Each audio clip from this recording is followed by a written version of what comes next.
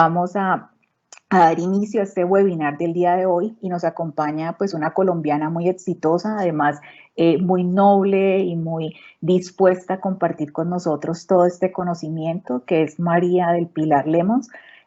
María tiene un doctorado en inmunología de la Universidad de Pensilvania y una maestría en salud pública de la Universidad de Johns Hopkins. Ha trabajado en prevención y control de tuberculosis y VIH por más de 15 años. Desde el año 2008 trabaja para la Red Internacional de Pruebas de Vacunas de VIH, una de las redes de investigación y clínicas que se dedica a ensayar los candidatos de vacunas de manera global. Esta red ya está involucrada en las pruebas de vacunas contra el COVID y actualmente pues está dedicada a la caracterización de respuestas inmunes en personas infectadas con SARS-CoV-2 para determinar la protección y duración de la respuesta inmune en personas expuestas al virus. Entonces le damos la bienvenida a esta colombiana que el día de hoy, de manera muy noble, atenta y expuesta, nos comparte su conocimiento en este tema, pues que todos estamos tan preocupados y ansiosos con muchas preguntas y respuestas. Entonces, adelante María y muchas gracias.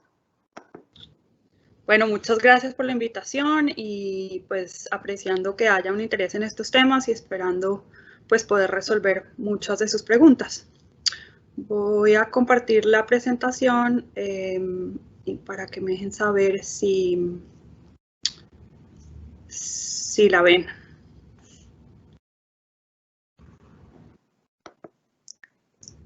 Sí, perfecto, la vemos. Ok. Bueno, quisiera cubrir 4 temas principales en esta presentación. Es un poco larga, pero creo que todos los puntos son importantes. Una es cómo responde el sistema inmune al coronavirus. La otra es qué son y qué hacen las vacunas, cómo se ensayan los candidatos de vacunas y cuál es el plan de vacunación propuesto por el gobierno nacional en términos de coronavirus. Para empezar, pues solo para recordarles, el coronavirus es una partícula que tiene esencialmente 3 componentes. Uno son los lípidos, unas grasas que encapsulan al material genético. El otro son las proteínas, están insertadas en la membrana de grasas y se utilizan para realizar varias de las funciones que hace este virus, y es una serie de máquinas biológicas que usa el virus para infectar, y un material genético que está encapsulado en la parte de adentro y que tiene las instrucciones para hacer más copias de sí mismo. El SARS-CoV-2, que causa la enfermedad de COVID-19, es uno de varios coronavirus que infectan a los humanos. 4 de estos virus infectan y causan síntomas de gripa, mientras que 2, el SARS-CoV-1 y el MERS, son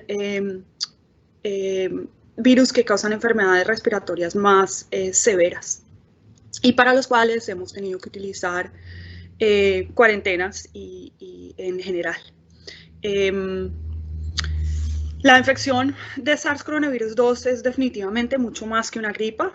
Se inicia con la infección de este virus en las células de la nariz o en algunas células de la nariz, y poco a poco se esparce a otras partes del cuerpo, incluido el pulmón y el intestino, y también afecta problemas en los vasos sanguíneos, el corazón, el cerebro y los riñones en los casos más severos.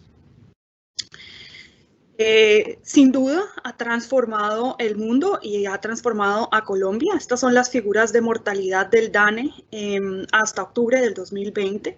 Y como pueden ver ustedes, en los 5 años anteriores a la aparición del coronavirus teníamos una mortalidad relativamente constante en el tiempo, y durante el 2020 hemos tenido unos aumentos en la mortalidad que son mucho más superiores, o superiores por mucho a la mortalidad por la violencia, la tuberculosis, el cáncer y todas las otras causas de muerte del país, los accidentes, etc. Ante estos números, obviamente el país, los gobiernos y la empresa privada pues han tenido que adaptarse a unas situaciones pues muy difíciles. Les recuerdo que el coronavirus SARS-2 es un virus que utiliza una proteína que se llama la espícula o S para entrar a la célula humana. Esta proteína funciona como una especie de llave que entra en un receptor de las células y al lograr entrar al receptor, genera la internalización del virus en la célula y la fusión de este virus en la célula humana, depositando su material genético dentro de la célula.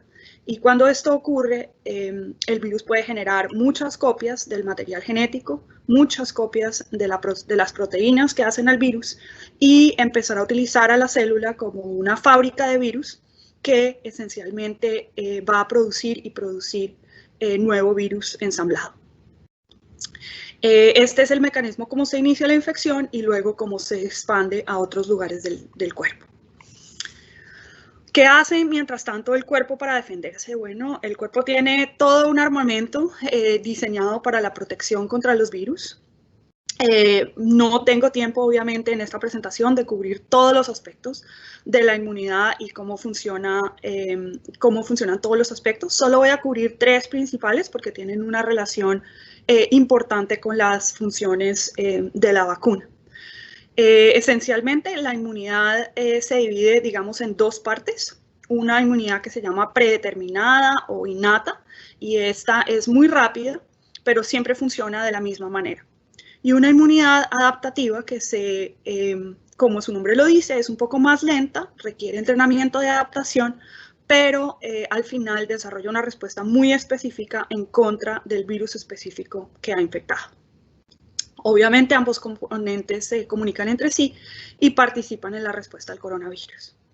En términos de, para cubrir algunas de los tipos de respuesta, voy a cubrir un poco qué hacen las barreras epiteliales, que son parte de la inmunidad predeterminada. Como vieron en los dibujos anteriores, hay unas células rosaditas tanto en la nariz como en los pulmones, como en el intestino, que conforman y son parte de estas barreras epiteliales y que juegan un papel en la infección porque son las células que se infectan con este virus. Esas barreras epiteliales son la primera línea de defensa y deben prender una alarma para indicar que hubo una infección. Y al prender esa alarma también inician un programa que demora la generación de más copias del virus.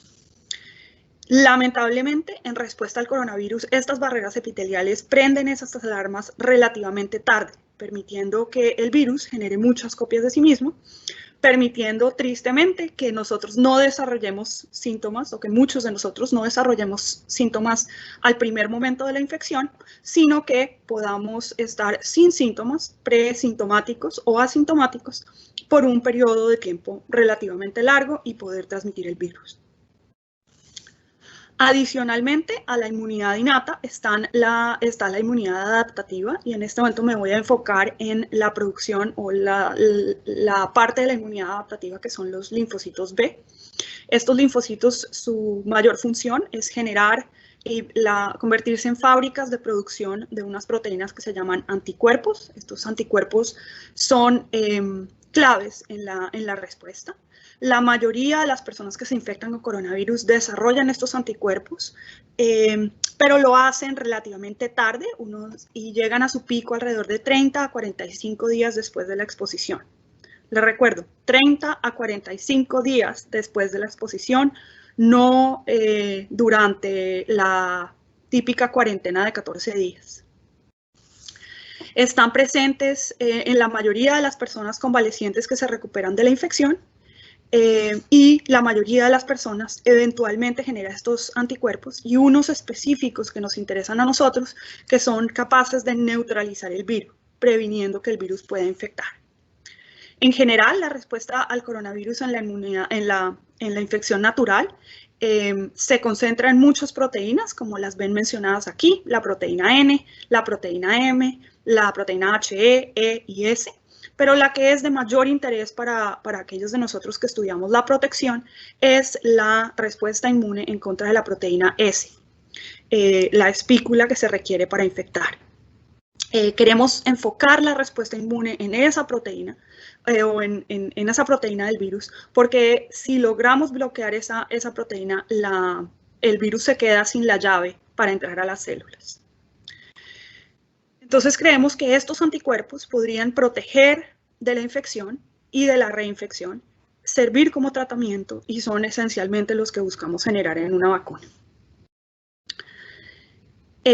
Voy a cubrir ahora las células T. Estas son otra parte del sistema inmune adaptativo. Afortunadamente, están encargadas de identificar las células infectadas, dirigir la respuesta inmune y coordinar una respuesta antiviral y también de matar las células infectadas con virus.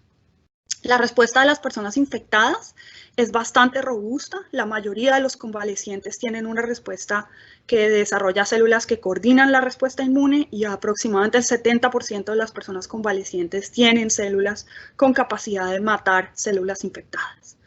Curiosamente, personas que nunca han sido infectadas con el coronavirus también tienen algunas de estas células y las entrenaron con la gripa común. Como les comenté, hay 4 virus de la gripa común que se parecen mucho a este virus de SARS-CoV-2 y por ende algunas personas tienen la gran ventaja de haber desarrollado algunas de estas células anteriormente. Sin embargo, a pesar de lo que les he mencionado, no todas las respuestas inmunes logran controlar el virus de una manera eficaz y sin daño a los tejidos afectados. Como hemos hablado anteriormente y como ustedes saben, hay una gran variabilidad en la cantidad de síntomas que una persona con coronavirus desarrolla, personas asintomáticas, casos leves, casos moderados y casos muy graves. Y lamentablemente, en un 20% de las personas que se infectan con coronavirus, estas personas desarrollan una respuesta inmune que es no solo inefectiva controlando el virus, sino que causa daño a algunos de los órganos vitales, el cerebro, los pulmones, los riñones, y esto requiere hospitalización. En los casos leves, obviamente, esta respuesta inmune surge y controla el virus rápidamente. En casos moderados, esta respuesta se demora mucho más y se agranda mucho más. Y en los casos más graves, esta respuesta inmune se convierte en una respuesta inmune excesiva que está causando daño a muchos tejidos. Entonces, ¿qué son y qué hacen las vacunas en este contexto? Bueno, como hemos hablado, la inmunidad natural en contra del coronavirus aparece relativamente tarde, tanto para evitar el contagio como para evitar los síntomas. Entonces, el objetivo de una vacuna es acelerar esta respuesta inmune. El objetivo es entrenar tanto células B como células T para controlar el virus anticipadamente. El objetivo es neutralizar el virus, y es el proceso de tener proteínas, anticuerpos, para recubrirlo y marcarlo para la destrucción, y tener células T capaces de coordinar una respuesta eficiente, matar a las células infectadas antes de que el daño sea mayor, bloquear el virus para que no se extienda a otros tejidos vitales y reducir o eliminar los síntomas. Este proceso de adelantar la respuesta inmune, como les había comentado, es esencialmente entrenar al sistema inmune antes de que aparezca el virus y de esta manera convertirnos a todos en personas presintomáticas que nunca tendremos o notaremos el haber estado infectados. La vacuna, como les había comentado, busca concentrar la respuesta inmune en una proteína que se llama S, que es la que requiere el virus para entrar. Les recuerdo, en la mayoría de las vacunas solo se va a utilizar la proteína S y no todo el virus completo ni ninguna de las otras proteínas que tiene este virus para realizar sus funciones. Y el objetivo nuevamente es evitar esta entrada que tiene que hacer el virus al interactuar con los receptores de las células humanas. Queremos también tener, obviamente, el desarrollo de células T, porque estas células, en caso de que falle la primera parte, pues pueden encargarse de matar una célula humana que esté convertida en una fábrica de virus. ¿Qué queremos de una vacuna? Queremos que la vacuna sea segura en las personas que van a recibirlas, y eso quiere decir que tengan mínimos efectos secundarios, que si hay efectos secundarios, estos sean raros y de muy baja severidad, y que no acelere o complique la infección de coronavirus. Es esencial que esta vacuna alerte al sistema inmune para iniciar la respuesta inmune y que además medie la protección. La protección se puede definir de varias maneras, ya sea previniendo la infección, previniendo los síntomas o previniendo las consecuencias severas de la infección. Y debe buscar proteger de la enfermedad en condiciones naturales de exposición al virus, obviamente para que sea útil en la comunidad en general. Adicionalmente, pues en el contexto de una pandemia, esta vacuna tiene que ser rápida para desarrollar, producir y distribuir en el contexto de la pandemia, que es, digamos, un reto adicional que se ha propuesto para pues, el desarrollo de vacunas. Existen más de 7 tipos de vacunas. Voy a resumirlas porque creo que es de importancia entender que no todas son iguales y que están en diferentes y que tienen diferentes propiedades, algunos beneficios y algunas desventajas. Están las vacunas tradicionales, que son esencialmente 4 tipos. Estas son las vacunas mejor estudiadas, las que más conocemos, para las que hay mayor capacidad de manufactura en el mundo. La primera es el tipo de virus inactivados y ya ciertamente hay una de las vacunas que se llama Picovac en fase 3 de estudios para su potencial uso. Hay virus, la inactivación del virus esencialmente es exponer al virus a un químico que lo desintegra y utilizar eso como vacuna.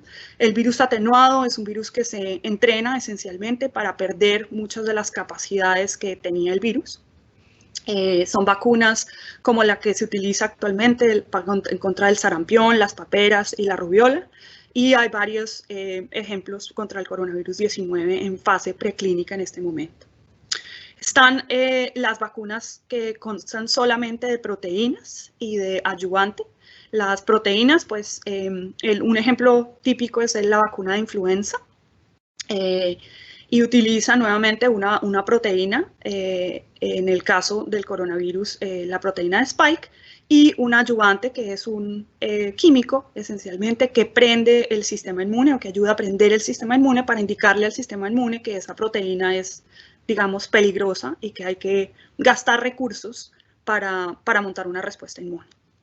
Por último están las partículas similares a un virus, esa es como la vacuna del papiloma humano, y hay varias vacunas del coronavirus en fase preclínica en este punto, en el cual esencialmente se utiliza una partícula de grasa para insertar las proteínas de interés, en el caso del coronavirus la proteína S, de manera que la partícula se parezca un poco más a un virus y el cuerpo se entrene a reconocer como grupos de estas proteínas en vez de la proteína desbaratada, digamos. Adicionalmente a estos 4 tipos de vacunas que he nombrado están las vacunas de nueva generación. Estas vacunas han tenido menos uso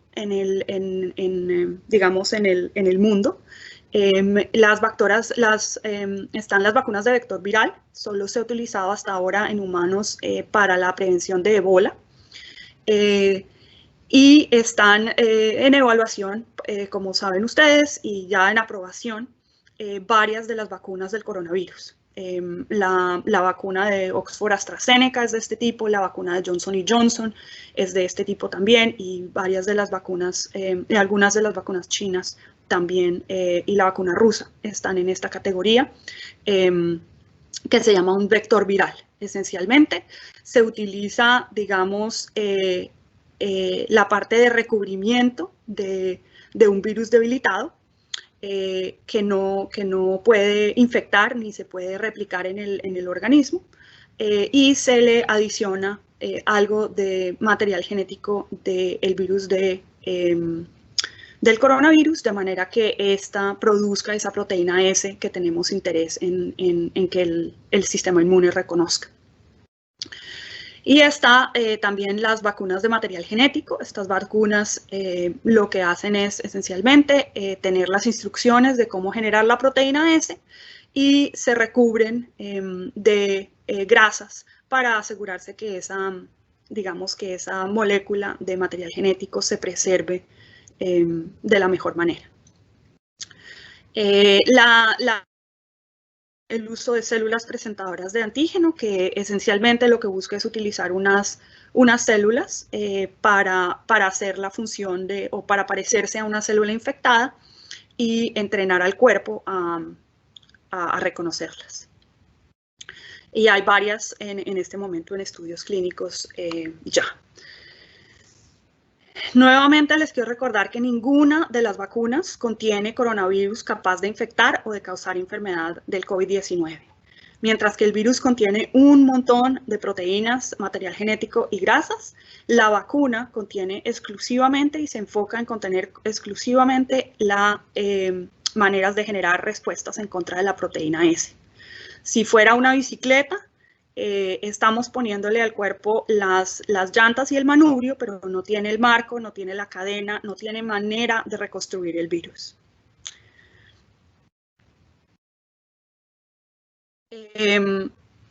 Por último, quiero aprovechar para comparar un poco las vacunas tradicionales con las de nueva generación.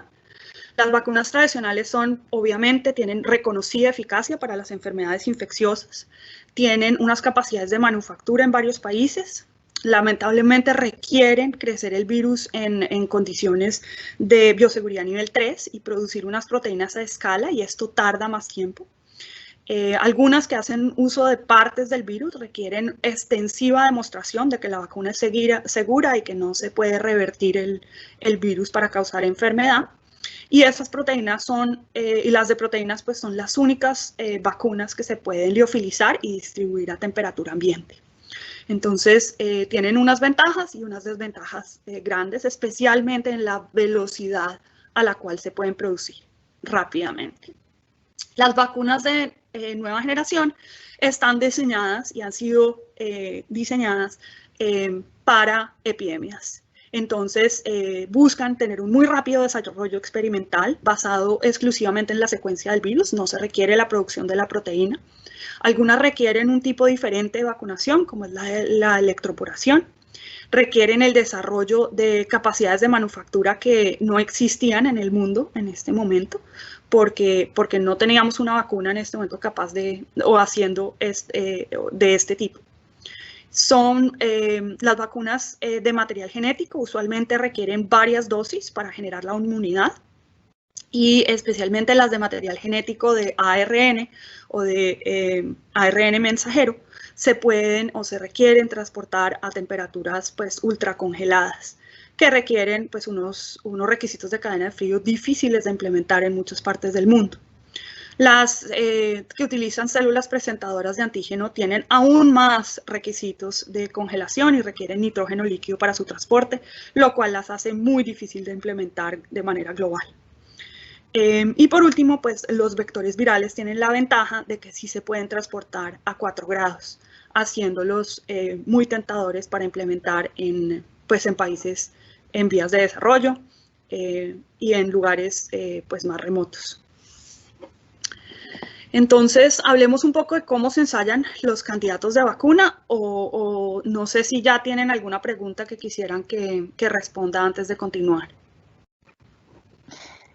Hola María, pues hay una pregunta que nos hacían, y es si el portador asintomático del virus genera anticuerpos neutralizantes contra el virus, ¿por qué se está presentando que 4 a 6 meses después se tengan síntomas que pueda pensar nuevamente en que se tiene el coronavirus? Porque la duración de esos anticuerpos varía mucho. Entonces, sabemos, o lo que hemos logrado calcular es que dependiendo de qué cantidad de virus se expuso la persona, desarrolló más o menos anticuerpos, y que estos anticuerpos decaen con el tiempo. Entonces, si uno tuvo una enfermedad asintomática con muy poca carga viral, entrenó algunos anticuerpos, pero no suficientes para mantener la protección 3 o 4 meses después. Esa es una de las razones. Y la segunda razón para la cual estamos generando evidencia solo recientemente es que lamentablemente este virus se está adaptando y parece que se está adaptando a la inmunidad natural. Entonces, hay cepas que están apareciendo, como el caso de Sudáfrica, donde la cepa está circulando es una cepa que logra de alguna manera sobrepasar la inmunidad natural que se ha generado al virus y volver a infectar. Ok, perfecto. Dani tiene una pregunta y entonces esta última y seguimos avanzando y al final damos espacio para las otras. Adelante, Dani. Sí, María, nos preguntan si ya me dio el virus, igual requiero ponerme la vacuna. Esa es una pregunta difícil de responder porque el requisito depende de qué gobierno y de qué cantidad de vacunas existan. En este momento, la recomendación de algunos países es vacunar a todas las personas irrespectivamente si ya se vacunaron o no. Y en algunos otros países el requisito es darle prioridad a las personas que aún no han tenido la enfermedad.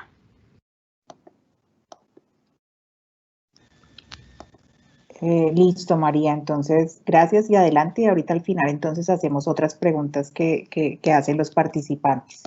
Ok, entonces hablemos un poco de cómo se ensayan los candidatos de vacuna y qué ayudó a que se lograra hacer esto de manera rápida. Bueno, primero, una vacuna usualmente se desarrolla en un laboratorio, ya sea un laboratorio farmacéutico, el de una universidad, trabajo que se hace por las organizaciones sin ánimo de lucro y también por gobiernos en sus proyectos de mitigación para las pandemias. En general se seleccionan qué partes del virus se quiere enfocar la vacuna y qué componentes se van a utilizar para alertar al sistema inmune de que debe gastar recursos en generar la respuesta inmune y se analizan los componentes de la vacuna. Estos primeros se ensayan en animales, usualmente primero en ratones y luego en primates, para establecer que esa vacuna no genera ningún tipo de señal de seguridad en términos de causar algún tipo de problemas, tanto localizados en el punto de la infección, de la inyección o en el sistémicos en general. También se establece que esa vacuna que se combinó se puede generar realmente una respuesta inmune como se espera y en los modelos animales podemos hacer exámenes o estudios de protección para examinar que el animal vacunado pues está protegido de la infección. Una vez una vacuna logra demostrar todas estas cosas en modelos animales, usualmente tiene que pensar en desarrollar una capacidad de manufactura que le permita generar el producto y producir este producto en las condiciones que se requieren para hacer medicamento y cómo va a definir pues cómo se formula, cómo se estabiliza y las características de control de calidad. Que a veces requieren procesos de optimización bastante grandes porque, como ustedes saben, pues lo que se produce en un laboratorio pequeño no siempre se puede escalar a la capacidad de manufactura que se requiere para realmente una vacuna. Este proceso usualmente toma unos 3 a 8 años y también cumple con el desarrollo de las pruebas clínicas por las cuales se van a analizar las vacunas en el futuro. En este momento tenemos 90 candidatos de la vacuna del coronavirus que están en estas fases preclínicas y representan todos los tipos de vacunas. Tenemos también 83, y esto es increíble, que ya han entrado a las fases de estudios clínicos y lo lograron pues por muchas razones. Primero es el conocimiento previo que teníamos de otros coronavirus y adicionalmente la publicación muy temprana de la secuencia genética del virus, al igual que la definición de cuál era el receptor del virus y los requisitos que tenía para entrar a las células. Esos puntos hicieron que inmediatamente las vacunas de vectores virales y de material genético se pudieran empezar a desarrollar mucho más rápido que otras, dado que toda la información que requerían estaba relativamente disponible. Adicionalmente, se combinó un poco la fase preclínica con el desarrollo de capacidades de manufacturas y el desarrollo de pruebas clínicas y se hicieron al mismo tiempo. Esto requiriendo o haciendo uso de unos acuerdos de colaboración previos a la pandemia que tenían algunos de los gobiernos y con programas prefinanciados que habían establecido algunos gobiernos para luchar contra la pandemia. Se hizo uso de vacunas y de ideas de vacunas previamente diseñadas para luchar contra el Ebola, contra MERS y SARS, los otros dos coronavirus que causan enfermedades serias, y contra el VIH. Y el objetivo, nuevamente, era tener una vacuna rápida. Entonces las de material genético que ya se estaban ensayando, digamos, contra otras enfermedades, podían utilizar o hacer uso de algunos de su información de seguridad y de su capacidad de producción para pues, iniciar el proceso más rápido. Una de las cosas que se sacrificaron es que no se optimizó el modelo animal para replicar la severidad en los humanos, y actualmente pues, se sigue trabajando en eso, pero todavía el modelo de animales no puede replicar la enfermedad severa, sino solamente la enfermedad, digamos, leve. Y ya una vez se han desarrollado todas las pruebas clínicas que se requieren para iniciar la fase 1, se inicia con lo que se llama la fase 1 de los estudios clínicos. Una fase 1 es un estudio pequeño donde se van a vacunar con esta vacuna que nunca ha visto un ser humano a decenas de personas, no hablamos de más de decenas. Usualmente se ensaya primero en una dosis muy baja. Si esa es tolerable y no causa ningún problema, se ensaya en una dosis media, y si esa es tolerable y aceptable, se ensaya la dosis completa que se cree debe ser requerida para generar la inmunidad. Y se documenta muy bien si existe algún efecto sistémico o localizado, y si se generan pues, respuestas inmunes en las personas saludables que reciben esta vacuna. Este proceso usualmente, usualmente dura unos 2 a 3 años, y los candidatos, en este momento hay 41 candidatos de la vacuna que están en esta fase 1, y otros 52 candidatos de vacuna han completado ya esta fase 1, para darles una perspectiva de lo rápido que ha sido el proceso. Nunca se ha sacrificado una sola fase 1 en ninguna de las vacunas que han llegado a este punto, entonces siempre hemos logrado hacer esto de la manera tanto ética como pues, segura de probar la vacuna. Han demostrado hasta ahora mínimos efectos secundarios, usualmente algo de dolor o enrojecimiento en el lugar de la infección, y algunos candidatos pueden generar fiebre o fatiga. Los candidatos que se han probado hasta ahora tienen que generar, obviamente, suficiente alerta en el sistema inmune para iniciar la respuesta, y también a veces se ha identificado que se logra una respuesta inmune con una menor dosis, lo cual pues ayuda mucho cuando estamos necesitando billones de dosis para cubrir al mundo. Si todo esto ocurre de manera apropiada, se pasa a la fase 2, y en la fase 2 se ensaya esta vacuna en cientos de personas para documentar aún más algún efecto en la seguridad de la vacuna, algún efecto adverso que pueda generar, y también si el efecto pues, es sistémico o localizado en la zona de la infección, o en la zona de la inyección, perdón. También si se generan respuestas inmunes en la mayoría de los individuos. Queremos tener más de 100 personas porque pues todos tenemos unas diferencias genéticas grandes en nuestro sistema inmune, y hay que asegurarse de que se estén incorporando esas diferencias genéticas en la manera de responder a la vacuna, y también que si se requieren refuerzos para obtener esa inmunidad que se desea obtener.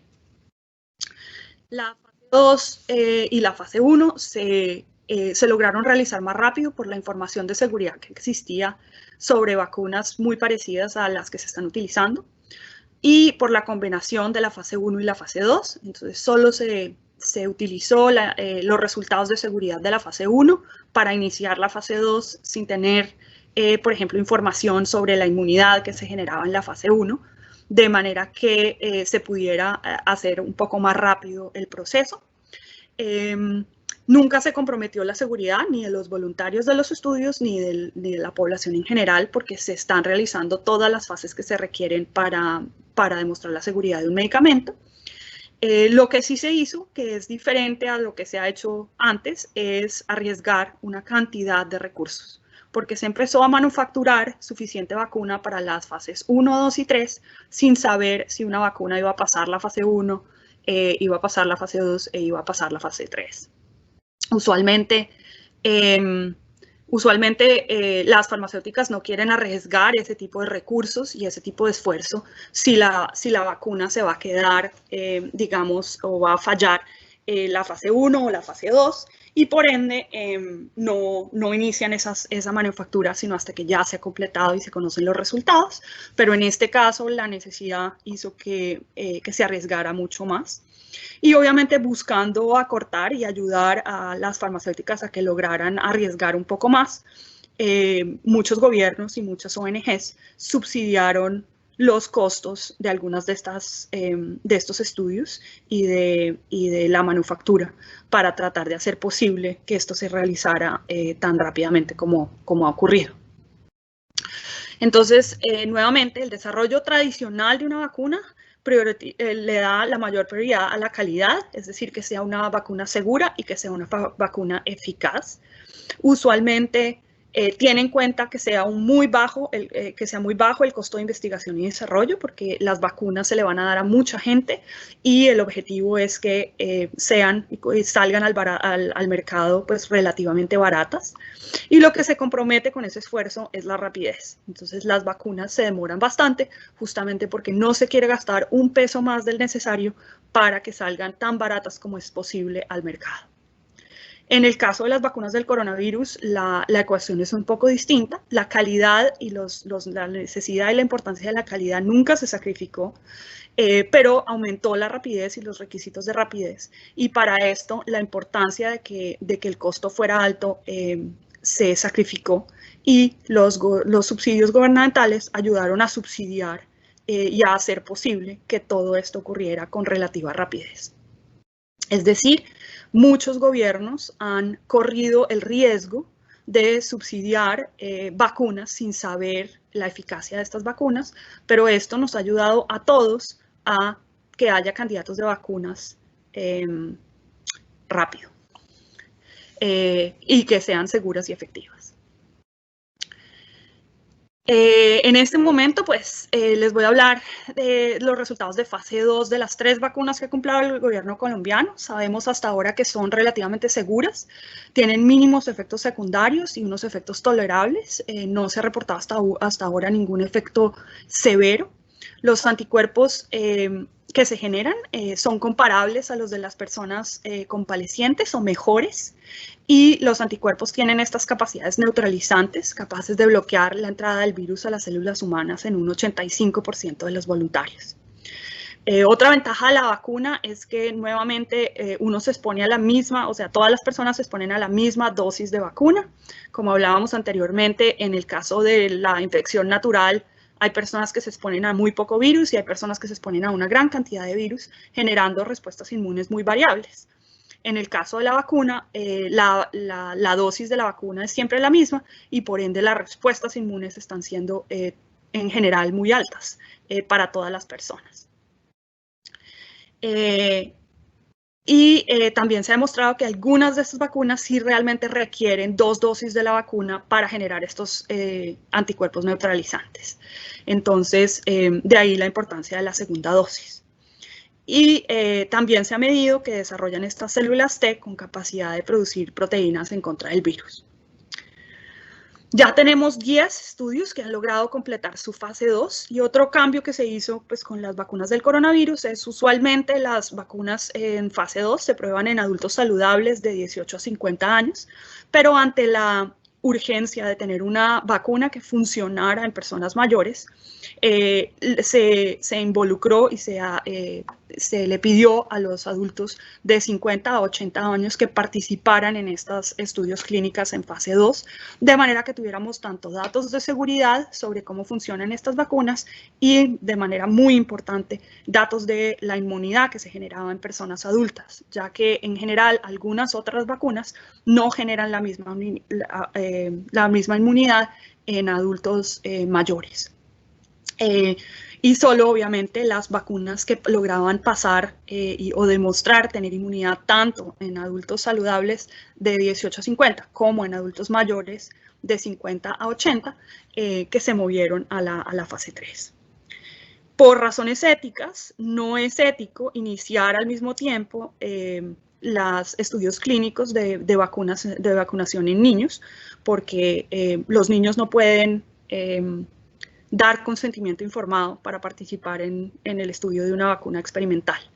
Entonces, por esta razón y por razones éticas, no se considera que se tiene que tener evidencia de la seguridad de la vacuna en la fase 2 en adultos antes de ensayarla con niños, y por esto no tenemos datos de vacunación en niños, y aunque se está trabajando en eso, esos datos van a aparecer después de los datos para adultos.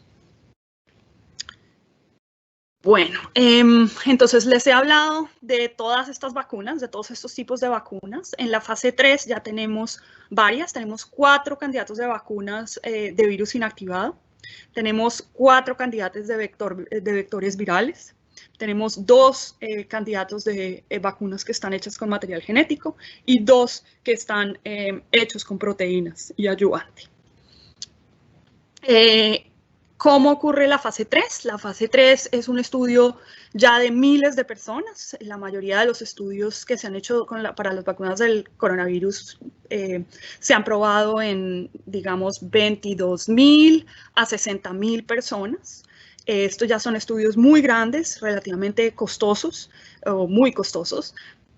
Requieren, obviamente, la documentación del ensayo de seguridad. Queremos saber cómo responden 60.000 personas o 50.000 personas a la dosis completa de la vacuna. Queremos saber si algún efecto sistémico raro que no se observó en 100 personas y que no se observó en 50 personas en fase 1 y fase 2 pueda identificarse al estudiar 60.000 personas, y identificar si la vacuna realmente es capaz de proteger contra la infección natural y sus síntomas o sus síntomas, y qué tipo de inmunidad está protegiendo contra la infección. Esos estudios, voy a cubrir un poco cómo se determina la eficacia, porque yo creo que mucha gente no sabe y no entiende esta parte, entonces creo que puede ser útil para ustedes. Estos estudios se llaman estudios de doble ciego y control aleatorio. El doble ciego quiere decir que tanto las personas que participan en el estudio, o sea, los voluntarios, no saben si fueron asignados para recibir un placebo, que puede ser una solución salina o una vacuna que está en el mercado, o si recibieron vacuna. Tampoco lo saben los doctores que están en el estudio, las enfermeras, los voluntarios o los investigadores. Nadie sabe quién recibió qué, excepto un grupo muy pequeño de personas del estudio, que son los que hacen el análisis final del estudio. El objetivo de esto es realmente comparar dos poblaciones iguales que se van a comportar de igual manera. Ustedes se pueden imaginar que si fueran un voluntario en uno de estos estudios y creyeran que han recibido placebo, pueden querer comportarse mucho más rigurosamente con respecto al uso de su tapabocas si recibieron un candidato de la vacuna y ustedes creen que la vacuna funciona. Entonces, para evitar esos cambios de comportamiento, nadie sabe quién recibió placebo y quién recibió vacuna. Esto solo lo saben unas pocas personas. Esta es la razón por la cual cuando ocurre algún efecto secundario raro, solo muy pocas personas saben si la persona que tiene este efecto secundario, pues digamos, a alguien le dio un ataque cardíaco. Estamos hablando de estudios de fase 3 de coronavirus, donde se tuvieron que involucrar en el estudio personas mayores de 60 años, donde un ataque cardíaco es posible y es común. Entonces puede haber un ataque cardíaco tanto en el grupo del placebo como puede haber un ataque cardíaco en el candidato de la vacuna. Y atribuir para quién se le da es algo que se tiene que mantener relativamente confidencial para no dañar el diseño del estudio. Y esto solo se debe reportar al final del estudio cuando esto ocurre. No es un deseo de las farmacéuticas de ocultar nada ni nada, sino de mantener este doble ciego para lograr realmente estudiar la vacuna de la manera más rigurosa posible. Adicionalmente, las personas son asignadas al azar a recibir el placebo y la vacuna para que se generen dos grupos muy comparables en términos de sus actividades de riesgo, la vulnerabilidad de los casos y los medicamentos adicionales que toman, etcétera, etcétera. De manera que tengamos una manera muy clara de comparar los resultados. Y lo que hacemos literalmente es esperar y seguir a todas estas personas para saber a quién le da coronavirus y a quién no. Al final del estudio, por ejemplo, podemos encontrar que de las 60.000 personas que estuvimos estudiando, o de las 20.000 personas que recibieron un placebo, encontramos 162 casos de coronavirus en ese grupo, mientras que había solo 10 casos de coronavirus en el grupo que recibió la vacuna. Esto quiere decir que se previnieron con la vacuna 152 casos de coronavirus y por ende la vacuna ofrece 94% de protección. Obviamente, ustedes saben, no es ético exponer a nadie al coronavirus. Estos ensayos de vacuna no exponen a nadie al coronavirus. Estos ensayos de vacuna dejan que la gente haga su vida normal en el contexto lamentable de una pandemia y hay gente que se infecta y simplemente miramos quién se infectó más en estos dos grupos. Bueno, entonces el objetivo de estos estudios de fase 3 es acelerar el estudio de la vacuna y se tratan de organizar para que se hagan en lugares donde hay un alto número de casos.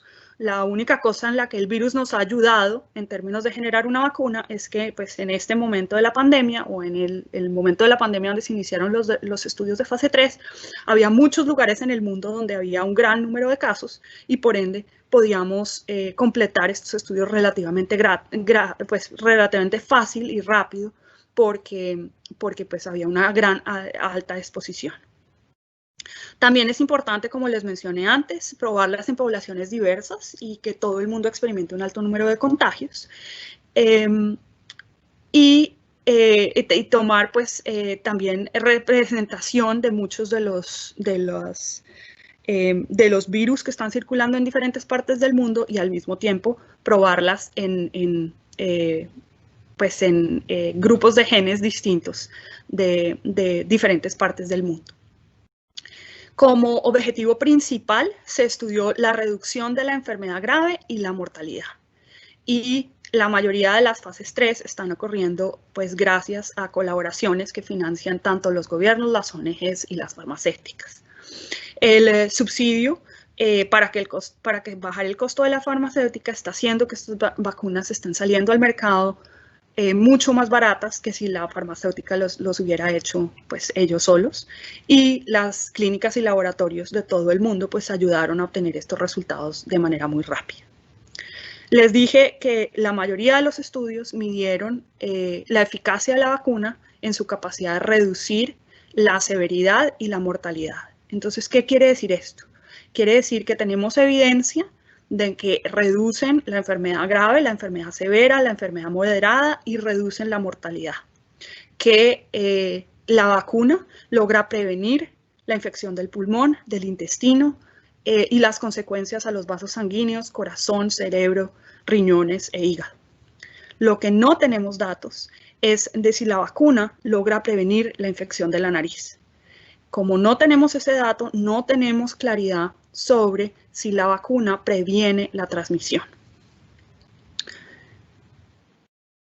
¿Qué quiere decir eso? Que la vacuna tiene menos riesgo, o sea, el recibir la vacuna reduce automáticamente los riesgos de la hospitalización, la enfermedad severa, el requerimiento de oxígeno y de respiradores, pero no tenemos claro que si una persona vacunada no puede convertirse en un asintomático, esencialmente, en una persona infectada en la nariz que puede transmitirle a otros. Por esta razón, en el contexto laboral, las personas vacunadas deben continuar todas las precauciones, el uso de tapabocas, el lavado frecuente de manos y el distanciamiento social para proteger a otros de enfermedad severa que no han recibido aún la vacuna. Y el objetivo será que hasta que la mayoría haya recibido la vacuna o se haya recuperado de la infección, pues que podamos reducir el riesgo para la población en general.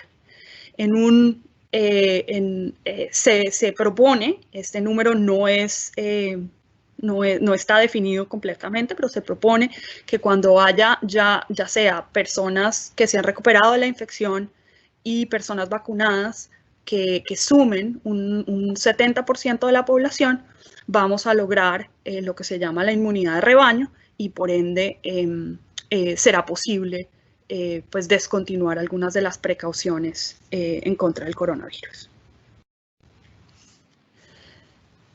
¿Qué ocurre después de la fase 3? Después de la fase 3, una vacuna tiene que ir a una revisión de una agencia reguladora. En los Estados Unidos, eso es el Federal Drug Administration. En Colombia es el INVIMA, quien usualmente toma un año para revisar todos los documentos de los estudios de fase 1, 2 y 3 y determinar si esa vacuna se puede vender en el país. Determina a quién se le puede dar la vacuna, qué información tiene que tener el público sobre el producto y cómo va a incluir esa vacuna en el sistema de vacunación. En este momento, de todas las vacunas que les he descrito que han completado y logrado establecer un estudio de fase 3, hay 10 vacunas que ya lograron completar su estudio y someterse a una revisión reguladora, y 10 vacunas han sido aprobadas en diferentes países. Las he listado aquí para que vean algunos de los países. Pfizer ya tiene aprobación en más de 12 países, incluidos Colombia. Las otras tienen unas aprobaciones pues, más restringidas y en diferentes países. Incluyen tanto vacunas que son de material genético, vacunas que son vectores virales, proteínas y vacunas de virus inactivado. Entonces tenemos una combinación, si quieren, de vacunas tradicionales y de vacunas más nuevas. ¿Qué quiere decir la aprobación? Bueno, la aprobación regular es cuando una entidad tiene suficiente información de corto y largo plazo sobre la seguridad y eficacia de la vacuna, permitiendo que la farmacéutica pueda venderla en el país. Usualmente eso requiere 4 a 10 años de monitoreo de las personas vacunadas. La mayoría de los países están dándole a estas vacunas una aprobación de emergencia. ¿Qué quiere decir esto? Que no se conocen aún todos los datos para una aprobación completa. Como les digo, no podemos, en el poco tiempo que ha pasado la pandemia, tener datos sobre lo que hace una vacuna por 4 o 10 años. Y honestamente no es justificable demorar una vacuna por 4 a 10 años de pandemia de coronavirus, porque los costos son infinitamente altos. Entonces, la mayoría de los países han dado una aprobación de emergencia diciendo esta vacuna está aprobada por esta situación de emergencia, pero yo todavía quiero ver los datos a largo plazo para ver si incluyo esta vacuna a largo plazo en el sistema de vacunación, etcétera, etcétera. ¿Qué es lo que no se sabe de las vacunas de coronavirus? No sabemos cuánto dura la protección de una vacuna de coronavirus porque no ha pasado suficiente tiempo para saber cuándo empiezan a decaer esos anticuerpos. No sabemos efectos adversos súper raros que no se detecten en 20.000 o 30.000 vacunados. Si esta vacuna, por ejemplo, tiene un efecto raro en 1 en 3 millones de personas, pues eso no necesariamente se detectan en los estudios que hemos hecho hasta ahora. Tampoco tenemos idea de efectos adversos raros que puedan aparecer a largo plazo, aunque yo les diría el 90% de los efectos secundarios de una vacuna ocurren de manera temprana, no de manera tardía. Entonces creemos que ese riesgo es muy pequeñito. Tampoco sabemos qué efectos tienen estas vacunas en mujeres embarazadas y obviamente, como les mencioné anteriormente, porque hasta ahora estamos haciendo los estudios de fase 2 en niños, no tenemos evidencia de seguridad y de eficacia en niños. ¿Qué ayudó a acelerar los estudios de fase 3 y las revisiones reguladoras? Bueno, en parte que en algunos casos se combinaron la fase 2 y la fase 3 para acelerar el estudio. Que no se comprometió en ningún momento la seguridad de las vacunas, pero sí se invirtieron muchísimos recursos porque antes de recibir la revisión reguladora, pues las farmacéuticas tuvieron que empezar la construcción de sus fábricas y la producción de la vacuna sin saber si iba a ser aprobada y que si podían venderla en ningún país. También se aceleró la revisión reguladora porque se inició, digamos, los entes reguladores pedían documentación de las vacunas como requisito pues para ayudar a financiarlas y entonces por ende los gobiernos recibieron información durante todo el proceso de la vacuna y pudieron revisar los datos, digamos, en vivo a medida que se iban dando. El proceso, en resumen, ha hecho uso de todos los recursos científicos globales para obtener más de 165 candidatos de vacunas que se ensayan paralelamente para garantizar suficiente vacuna y vacunas seguras que funcionen en muchas poblaciones. Los estudios de las vacunas prueban diferentes tipos de vacuna para asegurar que haya al menos una que sea eficaz y los nuevos métodos generan vacunas que se puedan probar más rápido, mientras que métodos tradicionales van a garantizar que haya también más capacidad de manufactura de vacunas globales. La velocidad de los estudios de las vacunas actuales no ha comprometido la seguridad de la vacuna y han seguido las fases 1 a 3, o al menos algunas han seguido todas las fases 1 a 3. Y obviamente la transparencia, la supervisión y la independencia de las agencias reguladoras pues juega un papel crítico y varía de país en país. La velocidad de los estudios generan importantes riesgos económicos para las farmacéuticas, los gobiernos y las organizaciones sin ánimo de lucro para garantizar la producción masiva de vacunas en el menor tiempo posible. Sin embargo, ese subsidio a las farmacéuticas y todos los acuerdos públicos y privados que se han hecho hacen que los precios al consumidor sean más bajos. En el caso de las vacunas compradas por el gobierno colombiano, estas van a ser administradas de manera gratuita para que el costo no sea una barrera para nadie. Aunque pues algunos de los detalles sobre cómo se va a pagar o reembolsar el proceso de vacunación todavía están en proceso de detalle para saber si las EPS van a recibir recursos del gobierno pues para completar algunas de estas de las funciones de vacunación. ¿Hay alguna pregunta hasta ahora o sigo con el plan de vacunación? Bueno, hay muchas preguntas. No sé si te lanzamos algunas de las preguntas antes de seguir con el plan de vacunación. Entonces, Dani, porfa, vamos a hacerte, bueno, ahora voy a hacer yo para hacerte las preguntas que a Daniel. Hemos tenido un problema, pues no nosotros, sino la plataforma Teams ha estado molestando el día de hoy y algunas personas los ha sacado, incluso a mí me sacó un momento del webinar, entonces pedimos excusas, pero fue algo que se salió de las manos. Bueno, hay una pregunta que dice una persona que está participando desde Los Ángeles, California, que estas vacunas son hechas con líneas de fetos abortados.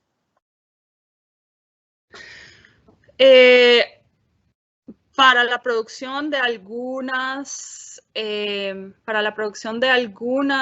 las proteínas que se utilizan en la vacuna, se requiere que esa proteína se produzca en una célula de un eucariota humano o de una persona humana y se han utilizado varias células. No me sé exactamente el origen de todas estas, pero digamos, la prensa ha hecho y ha utilizado gran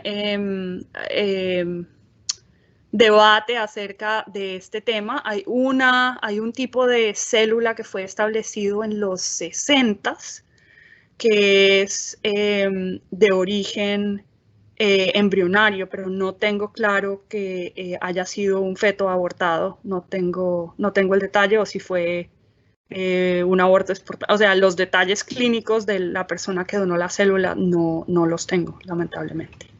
Ok. Hay otra pregunta que nos hacen es si las vacunas no tienen la cadena de frío y se aplica a los pacientes, ¿qué riesgos podrían tener estas personas?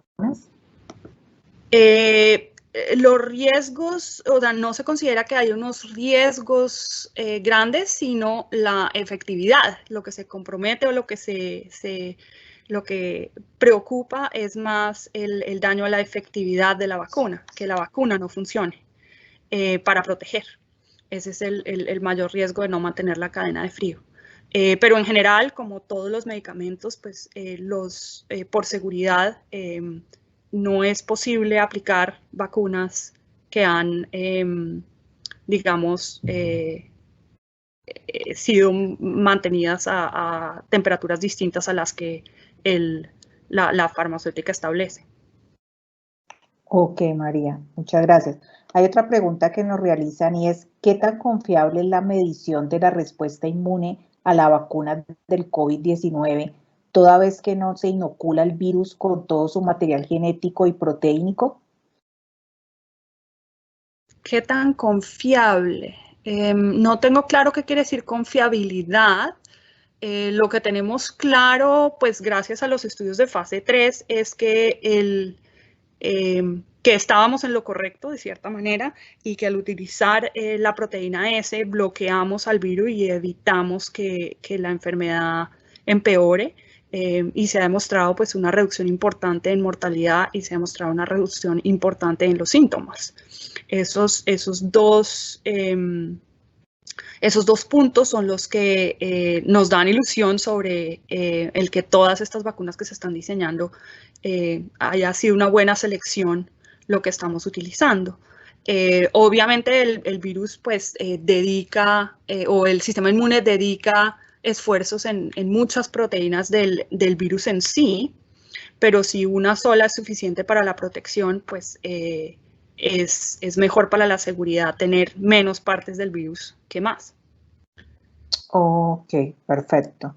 Hay otra pregunta antes de dar paso pues allá al plan de vacunación y es, ¿cuál es la diferencia entre las vacunas de una sola dosis como la de Johnson & Johnson y las de 2 dosis? ¿Cuál es más segura? Desafortunadamente los datos de seguridad de la fase 3 de la vacuna de Johnson & Johnson no están disponibles, entonces no puedo comentar sino, y lo comentaré ahora cuando discuta el plan de vacunación, no puedo comentar sino de la información que existe de la vacuna de Johnson & Johnson en su fase 1-2, que son solo 800 personas, entonces es una comparación como mal hecha comparar un estudio de 800 personas con un estudio de 60.000 o de 40.000 en términos de efectos secundarios.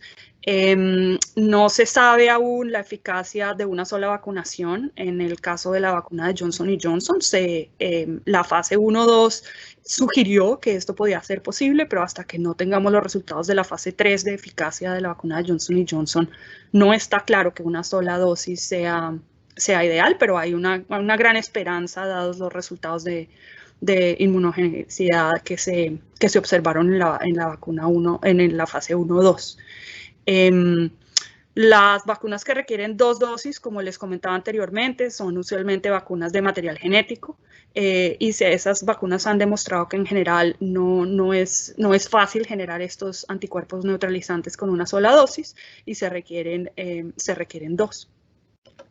Ok, y te voy a hacer una última pregunta entonces para continuar con el tema. Hay muchas inquietudes, pero entonces la persona nos dice qué implicaciones o restricciones puede tener la aplicación de la vacuna en personas con tratamiento de inmunosupresión. No sabemos. Por obvias razones para los estudios de fase 1, de fase 2 y de fase 3 no se incluyeron personas que están inmunosuprimidas porque queríamos ver si la vacuna funcionaba en personas que tengan un sistema inmune funcional. Esos datos usualmente se obtienen en la fase 4 de un estudio de vacunas y eso está en este momento, pero no tenemos ese resultado. Ok, perfecto. Entonces, y obviamente variará dependiendo de qué medicamentos toma esa persona para estar inmunosuprimida, cuál es la razón de su inmunosupresión. Algunos de los estudios de fase 3 están enrolando personas con VIH, entonces tendremos algunas ideas sobre cómo funcionan en poblaciones que tienen esta infección. Ok, María, gracias. Entonces vamos a continuar y después al final te haremos otras preguntas que nos realizan los participantes. Gracias. Ok. ¿Cuál es entonces el plan de vacunación propuesto por el Gobierno Nacional colombiano? Pues se divide en 2 fases. La primera fase busca como su principal objetivo reducir la mortalidad por COVID y reducir la cantidad de enfermos severos que se están observando en el país. Como segundo objetivo de su fase 1 es proteger al personal de salud y mantener funcional el sistema de salud. Y como fase 2, su objetivo es reducir el contagio.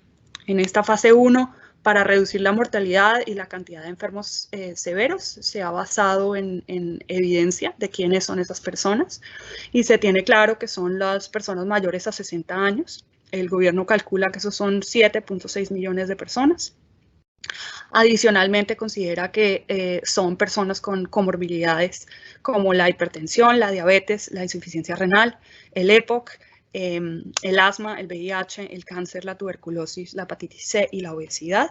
El gobierno calcula que personas que tienen estas enfermedades diagnosticadas y están en el sistema de salud son aproximadamente 5.3 millones de personas. Y obviamente, porque no tenemos suficiente información, sugiere excluir a las personas a las mujeres embarazadas y a los niños, y también para darle la mayor prioridad a personas que no tienen ninguna respuesta inmune en contra del virus, sugiere excluir a personas que ya tuvieron COVID.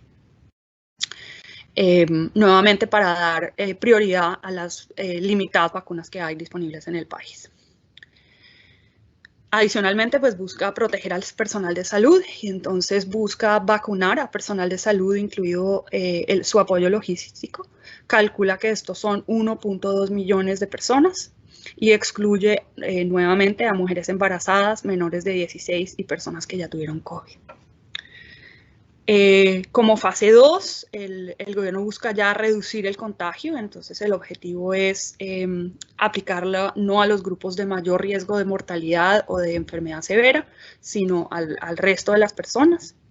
Y ha dado pues algunas prioridades con respecto a la vacunación de esta segunda fase, que incluye la vacunación de profesores y maestros para restablecer el sistema de educación, la vacunación de cuidadores institucionales, que obviamente están en mayor riesgo de infección dado que pues estas personas están en vivienda congregada, y la vacunación de personas que tienen una ocupación de alto riesgo. Y por último, la población de 16 años a 59 años sin comorbilidades. Estas son las etapas y el número de personas que planea el gobierno para el 2021 o para vacunar el gobierno para el 2021. Busca la vacunación, como les hablaba, de los trabajadores de salud y de apoyo de primera línea en su etapa 1. Planean que esto empezará en febrero y marzo del 2021, incluidos también la vacunación de mayores de 80 años en esta primera etapa. Luego busca la vacunación de personas de 60 a 79 años y los trabajadores de la salud de segunda y tercera línea.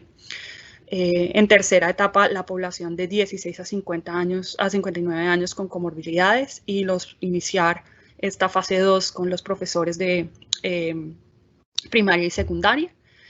Para junio y julio del 2021 empieza lo que llama ya la fase 2 en forma, con los cuidadores institucionales y la población en ocupaciones y situaciones de riesgo, y las personas de 16 a 59 años que no tienen comorbilidades, y planea hacerlo obviamente pues dependiendo de la edad, iniciando obviamente con personas de 50 a 59 y terminando con personas de 16 a 19. Planean hacerlo utilizando una app que se va a llamar Mi Vacuna COVID-19. Tendrán también líneas de atención. El objetivo es que las personas se inscriban, definan si cumplen los criterios para la vacunación dependiendo de qué etapa, y pues en el caso de las primeras vacunaciones, solo aquellas personas que cumplen los requisitos para la fase 1A de la vacunación, pues tendrán cita para su vacunación. Aquellas personas que cumplen con algún criterio pero deben entrar a una etapa más tardía, pues reciben un mensaje sobre cuándo se espera que esa vacunación ocurra. Y si se define que no cumplen los criterios, pero pues la persona sabe que sí debería ser vacunada, entonces puede pues diligenciar un mecanismo para que se le incluya.